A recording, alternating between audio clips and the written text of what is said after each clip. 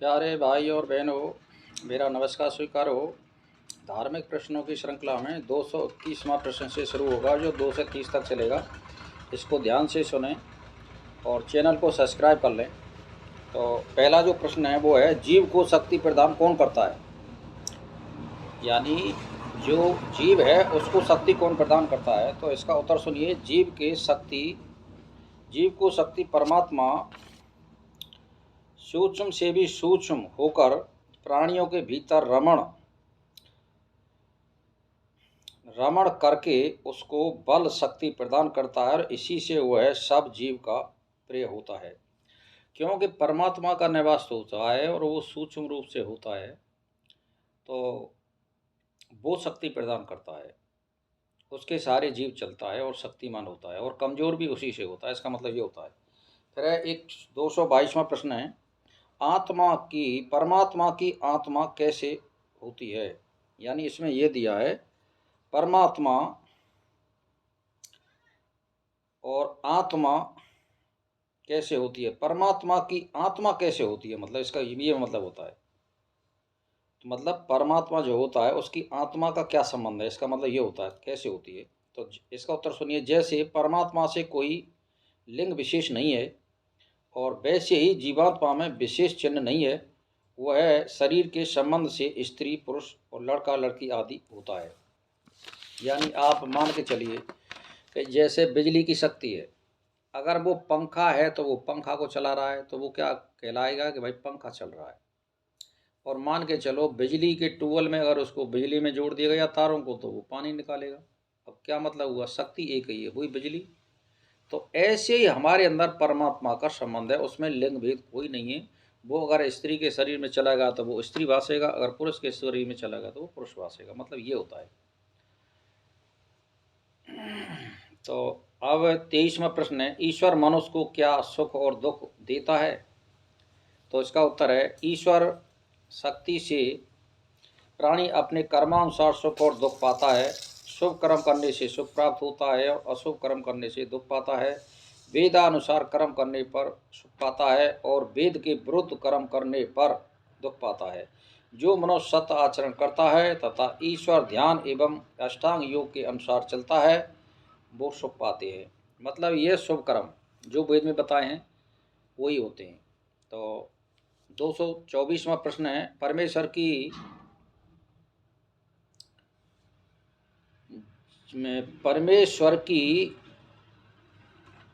विद्या कौन कौन सी है?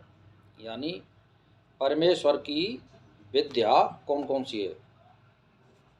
तो इसमें क्या है, परमेश्वर की जो विद्या है वो ये है, परमेश्वर के मुख्य सृष्टि में सत्वगुण, रजोगुण और तमोगुण रूप 3 ये विद्या समझो, आप गुण समझो उसको।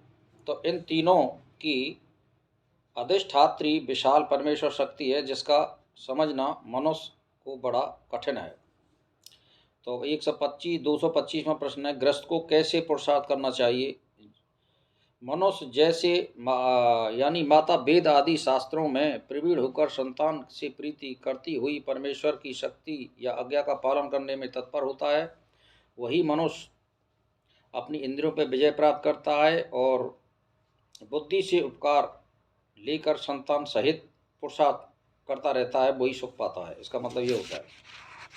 यानी थाली बैठे रहने पर आपकी कोई सहायता नहीं करेगा, आप समझ रहे हो। तो 126वां प्रश्न है, ध्यान यानी स्वर्ग लोक किसे कहते हैं? ध्यान धारणा समाधि के द्वारा दीर्घकाल निरंतर अष्टांग योग के द्वारा कुंडली को ऊर्ध्व गमन ऊंचा यानी पहुंचाता है। यानी जो है सहस्र यानी मूलाधार से नीचे से गोदार लिंगी के बीच में हमारी कुंडली होती है, और उसको शत चक्र भेदन कहते हैं, और वो भेदन करते हुए यहाँ पहुँच जाती है।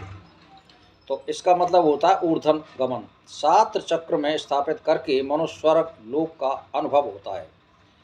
तो इस साधना से मनुष्य प्रकाश लोक में प्रकाश का अनुभव करता है। इसका मतलब ये होता है। 227 में है, वीर पुरुष कैसे उत्पन्न होते हैं? मनुष्य के शुभ कर्म और अशुभ कर्म का विचार करके जो मनुष्य शुभ कर्म करते हैं और शुभ विचार सदा उनकी सहायता करते हैं। और ब्रह्मचारिणी स्त्री वीर संतान को जन्म देकर अर्थात आत्म बलि वीर संतान उत्पन्न करके समाज के हित के लिए तथा मनुष्य शत्रुओं का नाश करके प्रजा को धनी और बलि बनाता है। वीर पुरुष उत्पन्न होते हैं कि ब्रह्मचारी तो मनुष्य भी होना चाहिए और सती स्त्री भी होनी चाहिए, उसके भी आचरण होते हैं, तब जो है वीर पुरुष पैदा होते हैं। तो 228वां प्रश्न है, मनुष्य किस प्रकार संसार की भलाई कर सकता है? विद्वान ब्रह्मचर्य जितेंद्रिय आदि तपस्या से मुक्त प्रख्यात होकर उपकार करके उन्नति करते आए हैं, वैसे ही सब विद्वान लोग मिलकर संसार में शुभ गुणों से उपकार करें। 229वां प्रश्न है, परमात्मा प्राणियों को कैसे कर्म करवाता है? परमेश्वर की शक्ति से यह पृथ्वी अपनी परिधि में घूमती है और उसी की महिमा से बिजली अनुसार प्राणियों में व्याप कर कर्म करने के लिए शरीर के भीतर चेष्टा देता है। मतलब ये है। तो 230वां प्रश्न है जो लास्ट है कि ब्रह्म